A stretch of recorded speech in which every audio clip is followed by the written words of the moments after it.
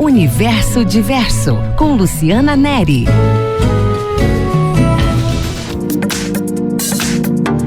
É um livro escrito em formato de cartas, onde o sentimento é que escreve essa carta para você.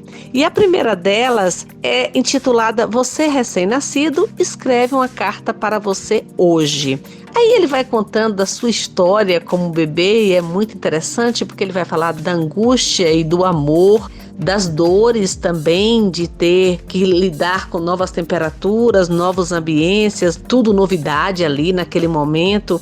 E vai falar que não há nenhuma biografia humana que seja inteiramente construída por desenvolvimento impecável e passos à frente e avante sempre. Em todas, absolutamente todas as histórias, há tropeços, erros inadmissíveis por si ou pelos outros, julgamentos que arrasam a autoestima, vontade de ser diferente, lágrimas de raiva, medo de tristeza. E aí ele pergunta, então por que parece existir um desempenho esperado para cada um de nós nessa existência? E ele mesmo responde, porque somos imersos numa cultura e as culturas pedem determinadas coisas de seus filhos. E ele vai tratar de uma coisa muito interessante, que é a questão do pertencimento.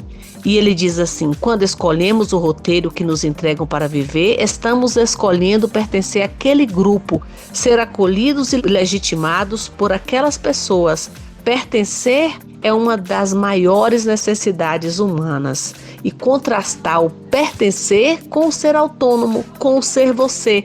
E ele coloca ser autônomo é o contrário de pertencer. E custa tanta energia quanto encontrar 1 centímetro quadrado de ouro em 1 quilômetro de garimpo.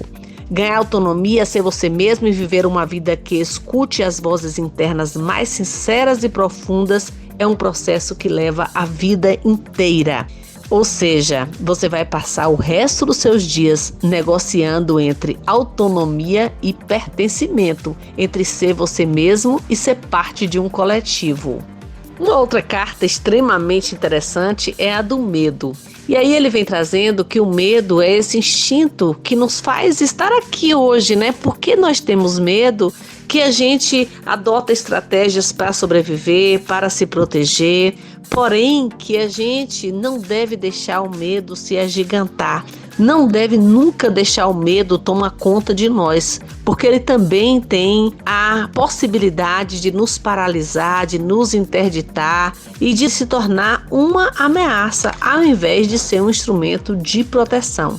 E aí ele vai tratando de vários medos que nós temos pela vida e incentivando a gente a buscar a nossa paz. E aí ele coloca, você é a dona de sua paz, você é a escudeira da sua tranquilidade. A paz e a tranquilidade não vendem em jornal, não fazem bombar a audiência dos portais.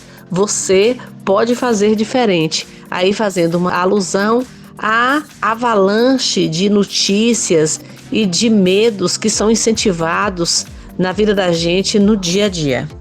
Uma outra carta interessantíssima é a carta da tristeza, afirmando o direito que ela tem de existir na sua vida. Aí ele vai tratar dessa coisa da tristeza aparecer e logo alguém fala, deixa isso pra lá, tentar distrair a gente. E ele vai defender que nós precisamos viver a tristeza, que a tristeza faz parte da vida, como todas as demais emoções. Porque nenhuma emoção humana pode ser desprezada ou invisibilizada. Ela precisa ser compreendida, deixando algumas lições.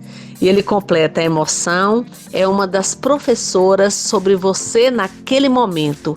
E não se aprende uma aula dando as costas para a professora. As emoções humanas têm essa capacidade de deixar ensinamentos sobre os estados mais complexos da existência. E o livro vem nos convidar a visitar todas essas emoções. Medo, tristeza, esperança, diálogo, vergonha, saudade, culpa, ciúme, raiva. Ou seja, um livro poético, um livro lindo, um livro sensível que nos afeta de várias formas e que vale muito neste momento de muita loucura, de muita crise.